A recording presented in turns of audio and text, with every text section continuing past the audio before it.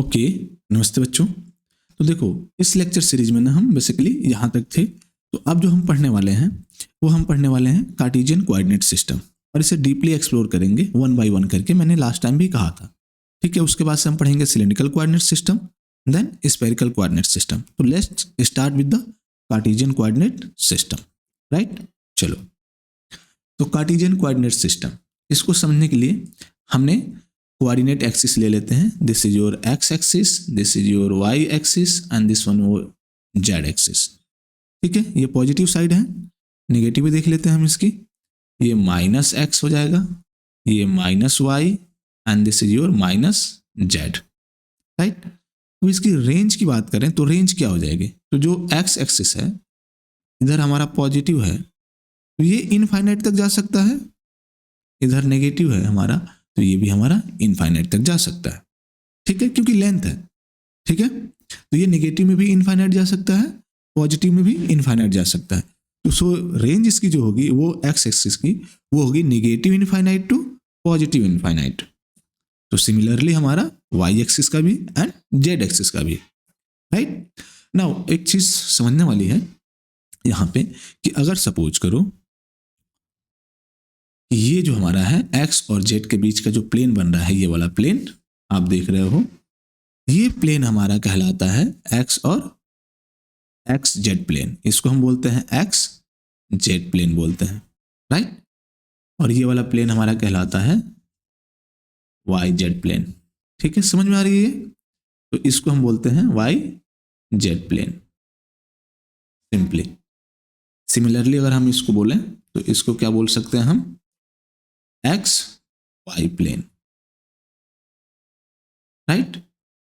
कोई दिक्कत नहीं। ओके, अब कोई भी चीज होगी इसके अंदर अगर हम रखेंगे तो उसको हम कहेंगे लाइक कि मैंने कोई एक सरफेस ले, सपोज कि ऐसे सरफेस रख दिया है। अब हम कहेंगे कि ये सरफेस है ना वो एक्स जेड प्लेन में है, ठीक है। नाउ अब इस सरफेस को देखो, ये सरफेस किस में है? वाई जेड प्लेन में है, सिंपल। अब ये सरफेस किस में है? तो एक्स वाई प्लेन में है, राइट।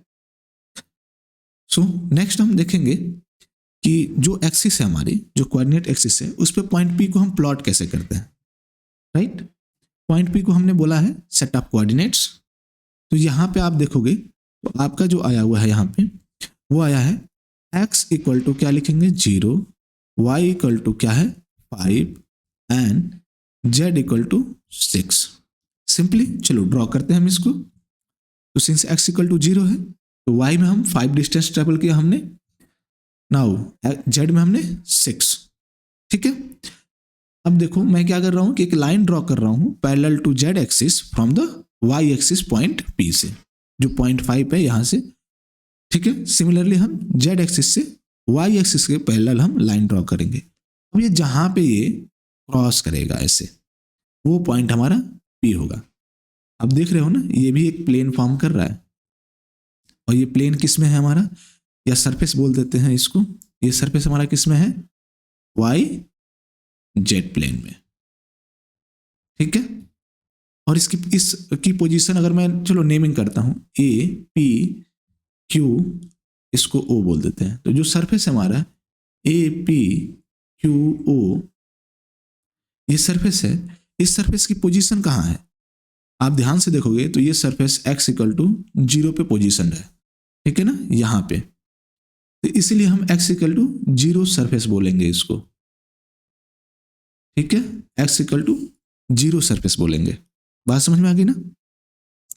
नेक्स्ट इसको, ये तो सिंपल है, z इक्वल टू 6 है तो सेंटर से हम z इक्वल टू 6 तक ट्रेवल करेंगे और ये हमारा पॉइंट P होगा। इसको ड्रॉ करो, आप भी ट्राई करो, थोड़ा सा वीडियो पॉज करके आप भी ट्राई करो, क्योंकि ट्राई करने से ही चीजें आती हैं, देखने से नहीं होगी। तो यहाँ x इक्वल टू क्या होगा? 7, y equal to 0 and z equal to 6, right. So हम x इक्वल टू 7 पे आ गए, नाउ z इक्वल टू 6 पे, क्योंकि y हमारा 0 है, राइट। ये प्लेन बन गई हमारी, ठीक है, ये प्लेन हमारी बन गई, ये हमारा पॉइंट P हो गया। तो आप देखो ये प्लेन बन रही है यहाँ पे, ठीक है। और ये प्लेन की पोजीशन कहाँ है? y इक्वल टू 0 पे, क्योंकि यहाँ पे y इक्वल टू आपका 0 है, ठीक है ना। तो ये जो प्लेन है या जो सरफेस है ये बेसिकली क्या है, y इक्वल टू 0 सरफेस बोल देते हैं हम इसको, ठीक है। इसको नेमिंग हमने किया है ए पी क्यू ओ, इसे ओ बोल दो, और ये आपका आर हो गया, तो पी क्यू ओ आर, ये जो सरफेस है y इक्वल टू 0 पे है, राइट। सिमिलरली ये पॉइंट ड्रॉ करेंगे हम, सिंपल है ड्रॉ करना, जब तक कि सिर्फ दो कोऑर्डिनेट्स की वैल्यू हो और तीसरे की एक 0 हो, तब तक तो हमारा सिंपल ही होता है, ठीक है ना। इसी तरीके से हम इसको देखेंगे, तो ये पॉइंट हमारा P हो गया और ये हमारी सरफेस हो गई, ठीक है। तो ये सरफेस आपके simply z equal to 0 surface है। इसे ड्रॉ करते हैं, तो देखो x इक्वल टू, इसमें जो गिवन है आपको x इक्वल टू 6, ठीक है, और y equal to 7 and z equal to 5, ठीक है। चलो ड्रॉ कर लेते हैं, सिंपल है, मतलब इट्स टू इजी, राइट। यहां तक तो हम समझ चुके थे। अब हमें x और y तो दिया था, हमने x में ट्रेवल कर लिया 6, y में ट्रेवल कर लिया 7, अब हम z में चलेंगे, ये z की तरफ हम पहुंचे। अगर हम चाहें तो यहाँ से डायरेक्टली लाइन ऐसे खींच सकते हैं, बट एक प्रॉब्लम है, प्रॉब्लम ये है कि हमें नहीं पता कि ये जो पॉइंट यहाँ आएगी उसे हम यहाँ रखें या कहाँ रखें, तो एग्जैक्ट पोजीशन हमें नहीं पता है। तो हम एक मेथड और अप्लाई कर सकते हैं, हम जा सकते हैं z एक्सिस के पैरेलल, ठीक है, और z एक्सिस से हम जाएंगे x एक्सिस के पैरेलल, तो ये पॉइंट मिल गया। अब आप देखोगे कि x एक्सिस से ये क्या है हमारा, ये पॉइंट है ना, और ये पॉइंट सेम पोजीशन पे है, तो ये जो है ये हमारी z की पोजीशन बता रही है। तो यहाँ से हम पैरेलल लाइन ड्रॉ कर देंगे एक y एक्सिस की तरफ, तो जिस पे ये कट करेगा ना, ये पॉइंट हमारा P होगा। अब ये सही हो गया। अब यहाँ चीज समझना, हम नीचे वाले सरफेस को तो समझ चुके थे, ये वाला, अब ये एक सरफेस और बन रहा है, ए पी, इसे ले लो आप आर, और इसे ले लो आप एस। तो जो सरफेस है आपका, surface A P R S, इसकी पोजीशन कहाँ है, इसकी पोजीशन तो यही है ना बेटा, ये यहीं पे है ना, ये है x इक्वल टू 6 पे, तो इसको हम क्या बोलेंगे, x इक्वल टू 6 सरफेस, समझ रहे हो, राइट। चलो अब यूनिट वेक्टर समझते हैं। देखो यूनिट वेक्टर का सीधा सा एक काम होता है, ये डायरेक्शन बताता है किसी भी वेक्टर की, ठीक है। लाइक कि मैंने एक वेक्टर ले लिया a, इसको वेक्टर a ले लें।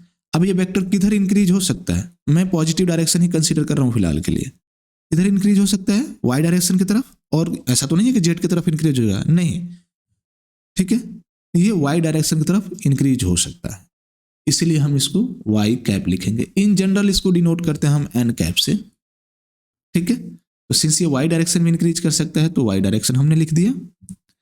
नाउ ये x डायरेक्शन में इंक्रीज कर सकता है, let's say this is the vector b, और ये x डायरेक्शन में इंक्रीज कर सकता है, ठीक है, और ये आपका z डायरेक्शन में इंक्रीज कर सकता है, तो इसको मैंने z कैप से शो कर दिया।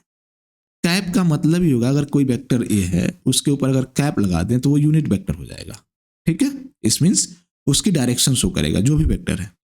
तो डेफिनेशन इस तरीके से इसकी क्या बनती है, unit vector is a vector that shows the possibility of increasing direction of the vector, ठीक है। मैं यहाँ पे पॉजिटिव डायरेक्शन कंसीडर कर रहा हूँ, अगर नेगेटिव कंसीडर करूंगा तो सीधी सी बात है इंक्रीजिंग एंड डिक्रीजिंग डायरेक्शन हो जाएगी। बात समझ में आ गई, आई होप आपको यूनिट वेक्टर समझ में आया होगा। नेक्स्ट मूव करते हैं पोजीशन वेक्टर को। पोजीशन वेक्टर हमें पता है कि किसी भी चीज की पोजीशन बताती है वो, लाइक यहाँ पे देखें तो पॉइंट P है, अगर सेंटर मैं ले लूँ, ये सेंटर है हमारा, ये सेंटर को O से डिनोट करूँ मैं, सो ये from the centre to the point P जो शो कर रहा है ना, वो हमारा क्या है, पोजीशन वेक्टर है, ठीक है, उसे वेक्टर R से डिनोट करते हैं। अब पॉइंट P पे कोई भी ऑब्जेक्ट या कोई भी सरफेस, कोई भी प्लेन चीज हो सकती है, ये एक अलग मैटर है, ठीक है। सो इस तरीके से इसका अच्छा, इसकी इस वेक्टर किधर इंक्रीज हो जाएगी, ये R कैप में, ठीक है, तो इसका यूनिट वेक्टर हमारा R कैप हो जाएगा। सो हम क्या लिख सकते हैं, वेक्टर R या position vector is a vector that shows the position of point P x y z here from the centre, आपको सेंटर से ही ले रहे हैं, तो जो पॉइंट P है ना, उसको हमने पहले भी कहा है, this is the set of a coordinates, ठीक है। नाउ अब इनफाइनेटेसिमल डिस्प्लेसमेंट वेक्टर हम समझेंगे। इसको हम लाइन एलिमेंट भी बोलते हैं, ठीक है। और इसको हम अगर डिनोट करने की बात करें तो डिनोट हम कर सकते हैं, let me change the colour first. इसे हम डीएल वेक्टर से डिनोट करते हैं, ठीक है। तो इसको समझने के लिए ना मैं एक क्यूब लेता हूं, ऐसे मैंने क्यूब ले ली, ये इसका सेंटर है, ठीक है। और यहाँ पे एक पॉइंट ले लिया मैंने, पॉइंट पी से डिनोट कर देते हैं। अब इस क्यूब को ना मैं एक्सपेंड करूंगा, इसको थोड़ा सा स्ट्रेच करूंगा, और कितना, वो इनफाइनेटेसिमल वो डिस्टेंस होगा जो मैं स्ट्रेच करूंगा, ठीक है। और उसी डिस्प्लेसमेंट को, उसी डिस्टेंस को हम डिस्प्लेसमेंट बोलते हैं, ठीक है, लाइक ऐसे। अब जो हमारा पॉइंट पी था वो पी डैश हो गया, ठीक है। सेंटर हमारा अभी भी वही है, सेंटर हमने चेंज नहीं किया, सिर्फ इस क्यूब को मैंने खींच दिया है, ठीक है। तो सेंटर से ये पी डैश हो गया हमारा पॉइंट, इसको चलो एक्स एक्सिस, वाई एक्सिस और ये जेड एक्सिस, ठीक है। एक्सिस डिनोट करना जरूरी है। तो लाइक सेंटर से पॉइंट पी जो होगा वो हमारा क्या, कितना हो जाएगा, पोजीशन वेक्टर आर। ये आपको अच्छे से पता है कि सेंटर से जो पॉइंट पी की डिस्टेंस होगी उसे हम पोजीशन वेक्टर आर बोल दिया। अब पी से पी डैश की डिस्टेंस हमने जो स्ट्रेच की है उसको कितना बोलेंगे, सिंस वो भी हमारा पोजीशन वेक्टर ही है, लेकिन वो पी से पी डैश है तो इसलिए हमने इंक्रीमेंट किया है, उसे डी आर बोलेंगे, ठीक है। डी आर वेक्टर होगा वो, ठीक है। इसी डी आर वेक्टर को हम क्या कहते हैं, डीएल वेक्टर बोलते हैं, राइट। नाउ यहां देखो पॉइंट पी पे हमारा एक्स वाई जेड कोऑर्डिनेट था, पी डैश पे हमारा क्या हो जाएगा, एक्स प्लस डी एक्स और Y plus D Y in Z direction, Z plus D Z, simply. Now तो position vector at point P हमने पता है, X X cap plus Y Y cap plus Z Z cap, यही होगा, right.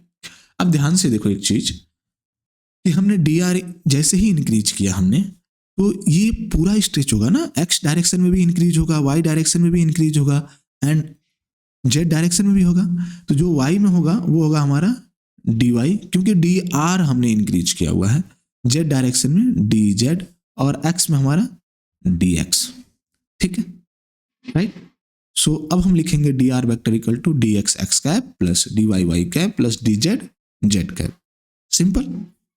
इससे centre ले लो ओ, right. अब इसी डी आर को मैंने क्या कहा था, यही हमारा इनफाइनेटेसिमल डिस्प्लेसमेंट वेक्टर है, ठीक है। तो डीएल से शो कर देंगे हम, क्योंकि हम डीएल से डिनोट करते हैं इसको। इसी को हम बोलते हैं लाइन एलिमेंट, ठीक है, क्योंकि हमने एक डी आर ही इंक्रीज किया है इन लाइन में, इसी को हम लाइन एलिमेंट बोलते हैं, राइट। अब ये लाइन एलिमेंट जैसे ही हमने लिया था, तो अब देखो पूरा डी जेड डी एक्स और डी वाई तीनों डायरेक्शन में क्या हुआ था, इंक्रीमेंट हुआ था। तो सिंस एक तरीके से आपका जो वैल्यू मिला हमें यहाँ पे, वो हमारा क्या मिला, जो क्यूब मिला, जो नया वाला स्ट्रेच किया था सीधा ये वाला इतना, ठीक है, ये हमारा एलिमेंटल क्यूब बोलेगा, यहां से हम इसे एलिमेंटल क्यूब बोलेंगे। तो इस एलिमेंटल क्यूब की अपनी वैल्यूम भी होगी और उस वैल्यूम को हम कहते हैं वैल्यूम एलिमेंट, ठीक है। डी टाउ से डिनोट करते हैं हम इसे, तो D X D Y D Z. Cube का वैल्यूम होता क्या है यार, L B H, simply, right. तो इसमें D X D Y D Z वो कुछ और नहीं है, एल बी एच है आपके, ओके। अब यहां देखो हमने लाइन एलिमेंट निकाल लिया, वैल्यूम एलिमेंट निकाल लिया जो एलिमेंटल क्यूब था। अब हम जो पढ़ेंगे वो हम पढ़ेंगे एरिया एलिमेंट, ठीक है, एरिया एलिमेंट। आज समझ में आ रही है। तो नेक्स्ट हमारा है एरिया एलिमेंट। तो अब जो हमने क्यूब लिया है ये कौन सा क्यूब है, एलिमेंटल क्यूब है, रिमेंबर दैट, ठीक है ना। तो चलो एक्सिस पहले हम डिनोट कर दें, जो इसके वर्टिसेस हैं उसको हम नेमिंग करेंगे, ठीक है, सेंटर पर तो वही रखेंगे, राइट।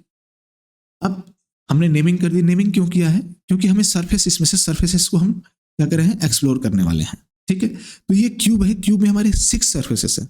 अब एक क्यूब है तो एक क्लोज ऑब्जेक्ट है, तो अगर डायरेक्शन देखें एक सरफेस की तो हमेशा इसकी डायरेक्शन कहाँ होगी, आउटवर्ड की तरफ होगी, ठीक है, आउटवर्ड होगी, राइट। लाइक मैं एक सरफेस ले रहा हूं, ये सरफेस मैंने बाहर निकाल लिया है, एफ जी ओ ई, ठीक है, ये सरफेस है हमारा, इस सरफेस को हम लेफ्ट सरफेस बोलते हैं, ठीक है। तो देखो अब ये हमारा जेड एक्सिस है इधर की तरफ, तो डी जेड, क्योंकि हमारा जो एलिमेंट हमारा इंक्रीमेंट हुआ था वो डी जेड ही हुआ था, राइट, और एक्स डायरेक्शन में डी एक्स हुआ था। तो इस सरफेस की डायरेक्शन किधर होगी, इधर आउटवर्ड की तरफ होगी, याद है ना। और सिंस ये पॉजिटिव वाई एक्सिस है तो इधर की तरफ नेगेटिव होगा, तो नेगेटिव वाई कैप इस सरफेस की क्या हो गई, हमारी डायरेक्शन हो गई। अब इसकी ये कौन सा सरफेस होगा, ये सरफेस जो है एफ जी ओ ई, एफ जी ओ ई, ये सरफेस हमारा y इक्वल टू 0 पे है, तो इसलिए मैंने यहाँ पे y इक्वल टू 0 सरफेस लिखा है। अब इसकी एरिया कितनी हो जाएगी, dx इंटू डी जेड, और डायरेक्शन इसका माइनस वाई कैप, ठीक है। इसी ए को हम एरिया एलिमेंट बोलते हैं, जो बाद में मैं शो करूंगा डीए से, डीए वेक्टर से। समझ में आ गई। ऐसे ही हम अदर सरफेस के लिए जो रिमेनिंग है उसके लिए निकाल लेंगे। लाइक ये राइट वाला है तो इसके लिए, ठीक है, डायरेक्शन इसकी क्या हो जाएगी हमारी प्लस वाई कैप, ये Y equal to a surface है, ठीक है। इसकी एरिया एलिमेंट क्या है, D X D Z Y cap, ये Y equal to a surface है, क्योंकि सेंटर से आप देखोगे अगर इस क्यूब की साइड हमारी ए है, ठीक है, तो सेंटर से ये ए डिस्टेंस पे सरफेस है, ये जो सरफेस है ए बी सी डी, ठीक है। नाउ सिमिलरली हम फ्रंट वाले की देख लेंगे। आप देखो इसकी डायरेक्शन हमारी किधर हो जाएगी, एक्स कैप, ये X equal to a surface है। सिमिलरली जो हमारा पीछे का बिहाइंड वाला सरफेस है उसके लिए देखेंगे, इसकी डायरेक्शन किधर हो जाएगी हमारी माइनस एक्स कैप। एकदम सिंपल है ये, ठीक है। अब टॉप वाली जो हमारी है इसकी डायरेक्शन कहाँ है हमारी, प्लस जेड कैप की तरफ, ये Z equal to a surface है, देखो सेंटर से ये जेड इक्वल टू ए पे है, ये वाला जो फ्रंट वाला सरफेस था एक्स इक्वल टू ए पे था। सिमिलरली जो बॉटम है, बॉटम के लिए हम लेंगे राइट, तो ये जेड इक्वल टू 0 सरफेस है। आई होप आप लोगों को चीजें समझ में आई होगी, इतना मुश्किल नहीं है, ठीक है ना। तो ए को मैंने कहा था डी ए, जो कि हमारा एरिया एलिमेंट है, ठीक है, राइट। तो ये जो भी हमने अब तक पढ़ा ये हमारा था कार्टेशियन कोऑर्डिनेट सिस्टम, जो रिक्वायरमेंट है to solve the problem in EMT electromagnetic theory, क्योंकि हम पढ़ ही रहे हैं इसलिए कि इसका हम यूज कर सकें किसमें, ईएमटी में। इसके बाद मैं ईएमटी ही पढ़ाने वाला हूं, ठीक है। आई होप आपको चीजें समझ में आई होगी, ठीक है। सो मिलते हैं नेक्स्ट लेक्चर में।